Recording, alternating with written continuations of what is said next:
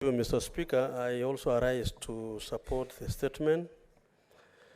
Mr. Speaker, this statement is specifically on Macadamia, and there is need for the ministry in charge to see how best they can facilitate farmers, to strengthen and to enhance production and marketing of the particular farm produce.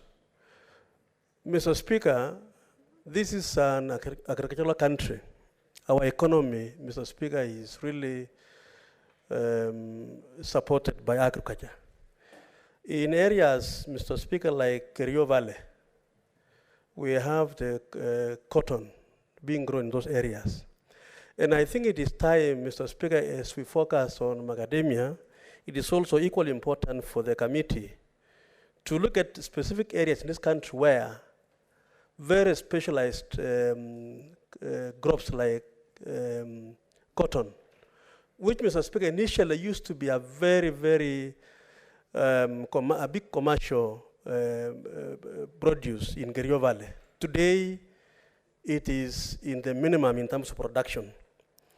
Mr. Speaker, if as a country and as a ministry in charge of farming or agriculture is able to zone our country and see the specific areas and enhance production for the crops grown in those areas, I think the country, Mr. Speaker, will go a long way. We are doing so well about improving and giving subsidy to farmers for maize. We have now, again, reform in the sector of coffee and tea. And little focus, Mr. Speaker, is given to some of these crops which are not very spread in our country.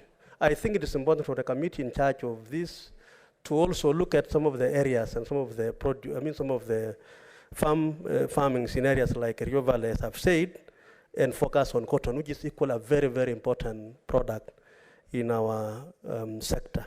Mr. Speaker, it's a good question, and I support.